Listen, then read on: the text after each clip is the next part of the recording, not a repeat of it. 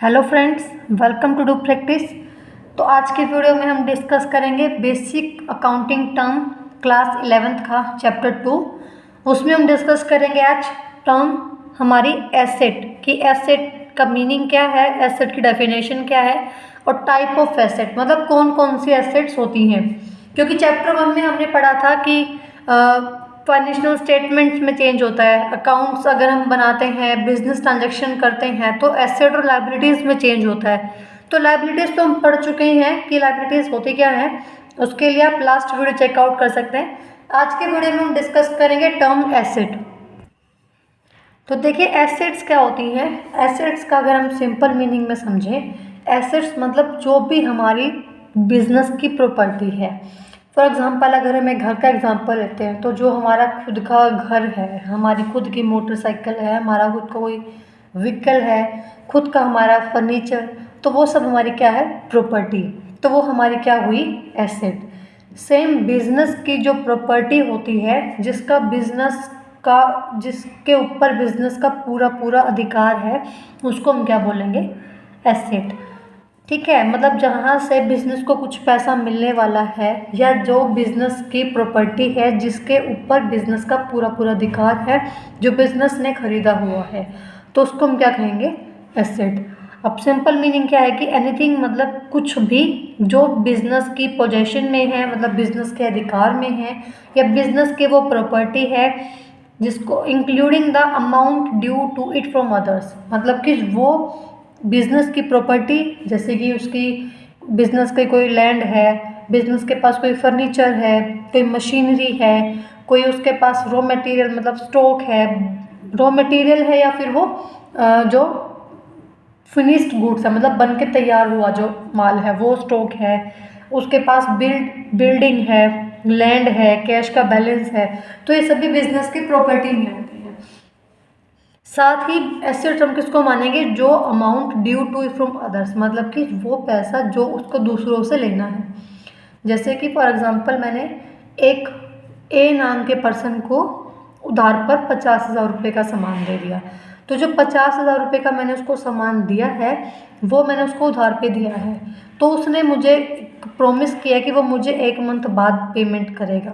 मतलब मेरे पास उस ए नाम के पर्सन से 50,000 रुपये 1 महीने के बाद आएंगे। तो जो पैसा मेरा है, जो मेरे पास आएगा, वो भी क्या होगी, एसेट। मतलब जो पैसा मुझे दूसरों से लेना है वो भी मेरी क्या मानी जाएगी, एसेट। वही जो बिजनेस एंटरप्राइज कैश में कन्वर्ट कर सके उसको, या वो जिसका उसको फ्यूचर में बेनिफिट मिले, वो क्या है, एसेट। जैसे कि बिजनेस के अंदर मशीनरी लेके आते हैं, तो उस मशीनरी जो लेके आते हैं उस मशीनरी से हम सामान बनाते हैं, गुड्स को प्रोड्यूस करते हैं। तो गुड्स को प्रोड्यूस करने से हमें फ्यूचर में बेनिफिट होगा, तो वो भी हमारी मशीनरी भी क्या मानी जाएगी, एसेट। जैसे कि कैश या बैंक का बैलेंस, वो भी बिजनेस की एसेट है। स्टॉक है, फर्नीचर है, मशीनरी है, लैंड बिल्डिंग है, बिल्स रिसीवेबल। अब यहाँ पे देखते हैं कि बिल्स रिसीवेबल क्या होता है कि जब हम किसी को उधार पर सामान बेचते हैं तो वो हमें जब कोई नोट या मतलब कुछ लिख के देता है कि मैं आपको 1 महीने के बाद इतने ब्याज के साथ या जो भी उसका होता है वो आपको एक टाइम पीरियड लिख के देता है, तो वो आपके लिए प्रॉपर डॉक्यूमेंट बन जाता है जिसको आप बाद में यूज़ कर सकते हैं बिल्स रिसीवेबल को। या मनी आउट बाय डेटर, मतलब या तो डेटर्स हमें बिल्स रिसीवेबल लिख के दे, मतलब एक BR डॉक्यूमेंट लिख के दे कि आपको इतना पैसा मैं इतने महीने बाद दूंगा और इतने ब्याज के साथ दूंगा।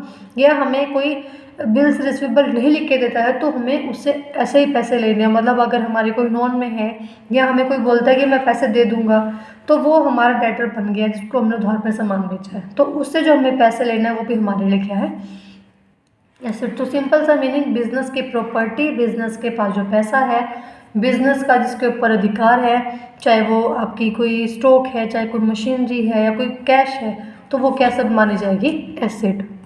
उसके बाद बात कर लेते हैं इसके डेफिनेशन की कि एसेट्स क्या है, वो वैल्यूएबल रिसोर्सेज हैं जो एक बिजनेस खुद ओन करता है, मतलब खुद उसका स्वामी होता है एसेट्स का, और जो हम कुछ ना कुछ जिसको हम मनी कॉस्ट में मेज़र कर सकते हैं। मतलब कि अगर मैं कहूँ कि मैंने मशीनरी खरीदी, मैंने कहा आपको कि मैंने 4 चेयर खरीदी, तो वो 4 चेयर खरीदी वो हम कैसे किसको दिखाएंगे कि हमने 4 चेयर, मतलब उस 4 कुर्सियों की भी वैल्यू होनी चाहिए कि मैंने 4 कुर्सियाँ 1600 रुपये की खरीदी, मैंने 4 कुर्सियाँ 2000 की खरीदी। तो जो एसेट जो आप खरीद रहे हैं, जो बिज़नेस खरीद रहा है, उसकी क्या होनी चाहिए, मनी कॉस्ट होनी चाहिए, उसको हम मनी कॉस्ट में मेज़र करना चाहिए। तो उसके सिंपल से 3 मेन कैरेक्टरिस्टिक्स हैं। फर्स्ट क्या है कि रिसोर्सेज मस्ट बी वैल्यूएबल। तो रिसोर्सेज आपके जो एसेट्स हैं आपके पास है वो क्या हो, वैल्यूएबल हो, मतलब उनकी कोई ना कोई वैल्यू हो, वैल्यूएबल हो वो। दूसरी बात, वो बिजनेस उन चीज़ों का स्वामी हो, बिजनेस है वो चीज़ें खरीदी हुई हो। तीसरी बात, जो भी रिसोर्सेज आप एक्वायर कर रहे हैं उनकी कोई ना कोई मनी कॉस्ट हो। मशीनरी अगर आप खरीद रहे हैं तो उस मशीनरी की कॉस्ट होनी चाहिए। ऐसा नहीं कि आपने 3 मशीनरी खरीदी तो भाई कितने की खरीदी, सबसे बड़ी बात यही आती है। तो उसकी कोई ना कोई मनी कॉस्ट होनी चाहिए। हालांकि मनी कॉस्ट या मॉनेटरी टर्म हम स्टार्टिंग से पढ़ते आ रहे हैं कि कोई ट्रांजेक्शन हो या आपकी कोई भी एक्टिविटी हो वो मनी टर्म में मेज़र होनी चाहिए। कोई नुकसान भी अगर आपका हुआ है तो उस नुकसान को भी आप मनी टर्म में मेज़र कर पा रहे हैं तो ही उसको आप अकाउंट में रिकॉर्ड करोगे। ठीक है, तो ये तो हुई सिंपल सी बात। आगे हम बात कर लेते हैं टाइप्स ऑफ एसेट कि एसेट होती कौन कौन से टाइप्स की एसेट होती हैं। तो सबसे पहले हम बात करते हैं कि नॉन करंट एसेट और करंट एसेट। जैसे हमने कल बात की थी नॉन करंट लायबिलिटीज़ और करंट लायबिलिटीज़, वैसे ही एसेट्स होती है हमारी नॉन करंट एसेट और current asset. Non current assets कौन सी एसेट्स होती हैं, जो आपके बिजनेस में कंटिन्यू यूज़ में होती हैं। दूसरी बात, बिजनेस में आप उन नॉन करंट एसेट्स को रखते ही इसलिए हैं ताकि आप उनसे गुड्स प्रोड्यूस करें, उनसे सर्विसेज प्रोड्यूस करें, और वो एसेट्स आप बेचने के लिए नहीं खरीदते हो। मतलब अगर मैंने 3 मशीनरी खरीदी है तो वो मैंने सामान बनाने के लिए खरीदी होगी, ना कि वो 3 मशीनरी मैंने आगे बेचने के लिए खरीदी होगी। तो नॉन करंट एसेट्स क्या होती हैं, जिनको आप गुड्स प्रोड्यूस करने के पर्पज से ही बिजनेस में रखते हो, बिजनेस में यूज़ करते हो, वो नॉट मेंट फॉर सेल, वो आगे बेचने के लिए नहीं होती। ठीक है, मतलब हमारा काम ये नहीं है कि हम मशीनरी खरीद के उसको आगे सेल कर रहे हैं। वो हमारी नॉन करंट एसेट में तभी इंक्लूड होगी जब उसको हम अपने गुड्स को प्रोड्यूस करने के लिए यूज़ कर रहे हैं, ना कि आगे उसको खरीद के बेचने के लिए। जैसे कि नॉन करंट एसेट्स कौन कौन सी होती हैं, लॉन्ग टर्म इन्वेस्टमेंट जो हम करते हैं, मतलब आगे हमने कोई इन्वेस्टमेंट की है किसी और कंपनी में, या फिक्स्ड एसेट जैसे कि लैंड बिल्डिंग हमने खरीदी है, प्लांट मशीनरी खरीदी है for business purpose, for producing purpose, not for sale.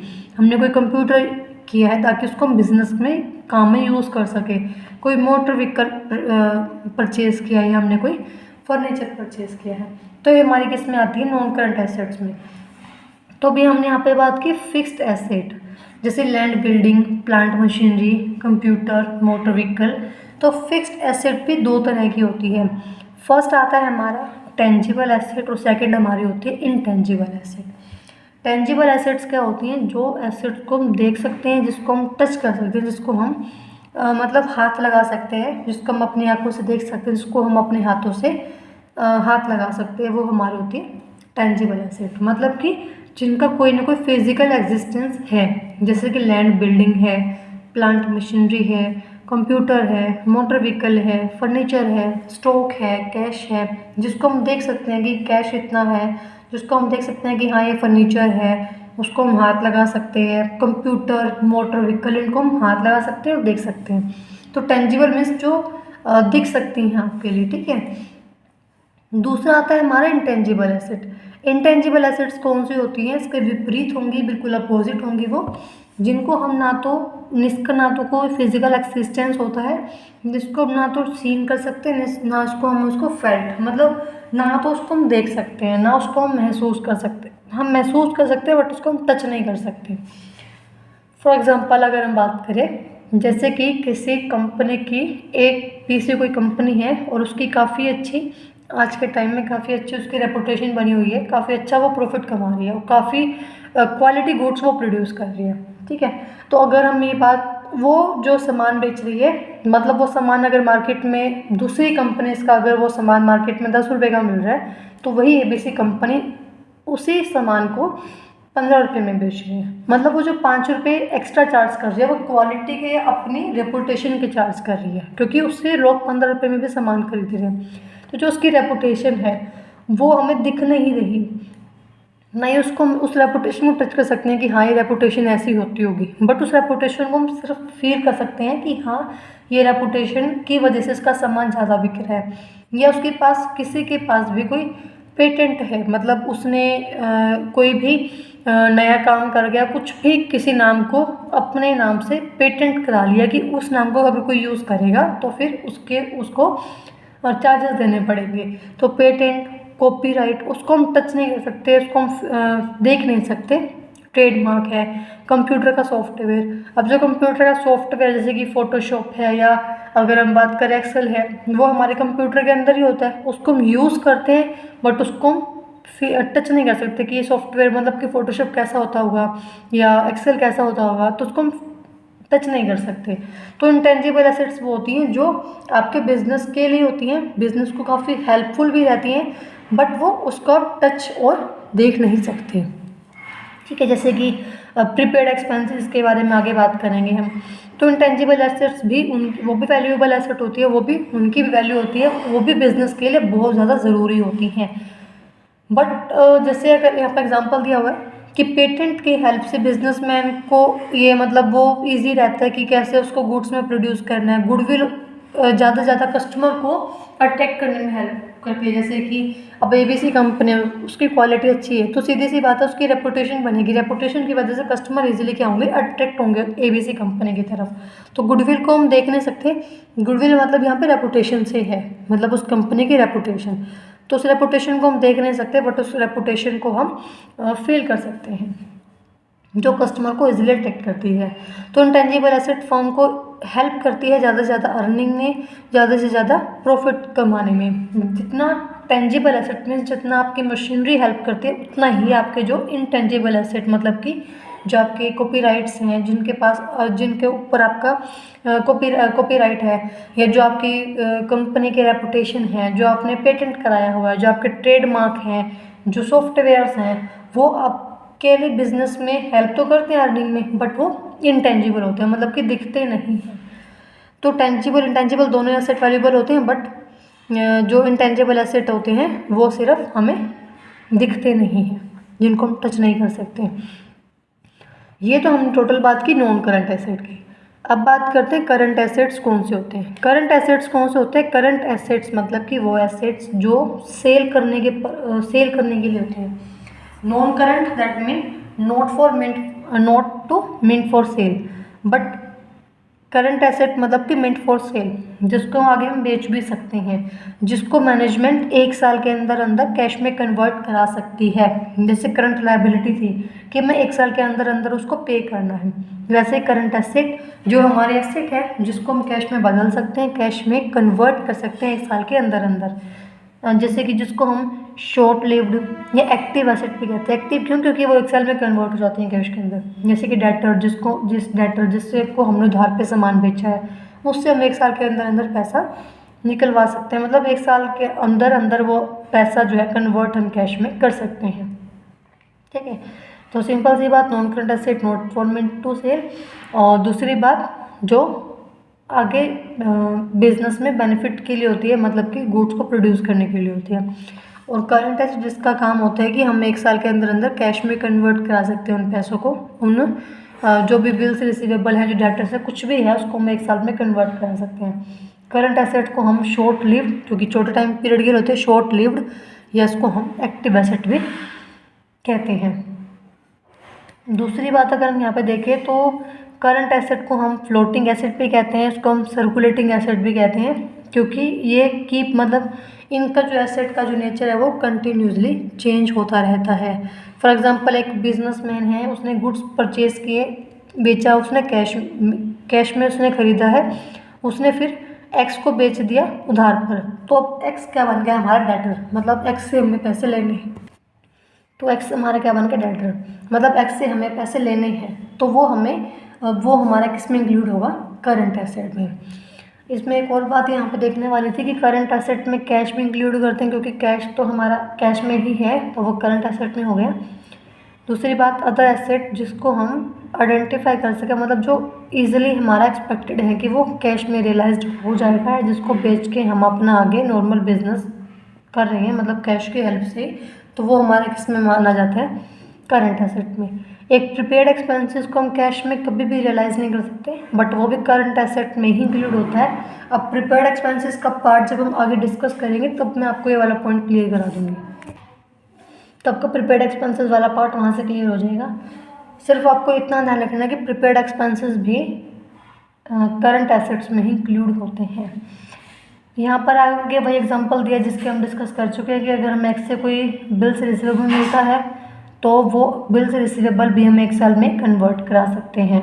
दूसरी बात, करंट एसेट को हम बैलेंस शीट में लिखते हैं, लिक्विडिटी ऑर्डर में लिखते हैं, क्योंकि लिक्विडिटी क्यों है, तरलता क्यों है, क्योंकि इसको हम जल्दी से जल्दी कैश में उसको हम कन्वर्ट करा सकते हैं। जैसे कि करंट एसेट में क्या आ जाएगा, जैसे कि cash in hand, cash at bank, bills receivable, short term investment जो आपने 1 साल के लिए की हैं, डेटर्स वो भी आपके आ जाएंगे, स्टॉक जिसको बेच के आप 1 साल में उसको कैश में कन्वर्ट कर सकते हैं। तो ये सब किस में आता है, करंट एसेट में। दूसरी बात ये है कि स्टॉक और इन्वेस्टमेंट को हम बैलेंस शीट में लिखते हैं, जो भी उसकी कॉस्ट है या जो उसको बेचने के बाद पैसा मिलता है उसमें से जो भी कम हुआ। फॉर एग्जांपल उसकी कॉस्ट है 5,000 और उसको हमने बेचा 4700 में, 4700 में, तो विच एवर इज लेस 4700, तो वही अमाउंट हम बैलेंस शीट में रिकॉर्ड करेंगे। बिल्स रिसीवेबल और बाकी इन चीज़ों को हम उनके फिगर पर ही रिकॉर्ड करते हैं। उसके बाद थर्ड टाइप आते हैं हमारे नॉन करंट, करंट के बाद थर्ड आती है फिक्टिशियस और nominal asset. Fictitious nominal asset वो होती है जिनको हम ना तो कैश में रियलाइज करा सकते हैं, ना तो उसको हम कैश में बदल सकते हैं, और ना ही उससे हमें कोई आगे बेनिफिट मिलने वाला है। तो ये एसेट क्यों है, जैसे कि हमारे एडवर्टाइजमेंट एक्सपेंसेस हैं, हमने किसी भी चीज़ की ऐड करने के लिए उसके ऊपर खर्चा कर दिया है। अब उस खर्चे का जो पैसा है वो हमारा क्या होगा, एक एसेट तो है, ठीक है, बट वो एसेट कब तक होगी, उसको हम एसेट मानते क्यों हैं। मान के चलो कि मैंने 1 लाख रुपये एक साबुन की ऐड के लिए 1 लाख रुपये खर्च कर दिया, तो उस 1 लाख का जो पूरा खर्चा है वो मुझे बेनिफिट तो मिलने वाला है आगे भी, तो उस 1 लाख का जो खर्चा है वो एक ही साल में ना डाल के मैं उस 1 लाख के खर्चे को 10 साल में डिवाइड कर देती हूँ। मतलब कि मैं हर साल 10-10 हज़ार रुपये अपने प्रॉफिट में से कम करती रहूँगी, ठीक है। तो जब तक एक मेरा 1 लाख, मतलब जब तक मैं 10-10 हज़ार करके वो पूरे पैसे ख़त्म नहीं, मतलब जब तक पूरे पैसे मैं राइट ऑफ नहीं कर देती, तब तक वो मेरे पैसे क्या माने जाएंगे, नॉमिनल या फिक्टिशियस एसेट। जैसे कि मैंने सर अपना अकाउंट बनाया तो मैंने उस 1 लाख में से 10 हज़ार की जो मेरी किस्त निकल के आ रही है, तो मैंने उस 10,000 को राइट ऑफ कर दिया, मतलब कि 10,000 रुपये मेरा खर्चा हुआ एडवर्टाइजमेंट के ऊपर, ठीक है। तो 10,000 से मेरा प्रॉफिट कम हो गया, फिर मेरे अब एसेट में कितने बच गए, 90,000, क्योंकि 10 को मैं राइट ऑफ कर चुकी हूँ। तो जब तक वो एसेट, जब तक वो पैसा मेरा कम्प्लीटली राइट ऑफ नहीं होता तब तक वो मेरे लिए क्या होगी, नॉमिनल एसेट होगी।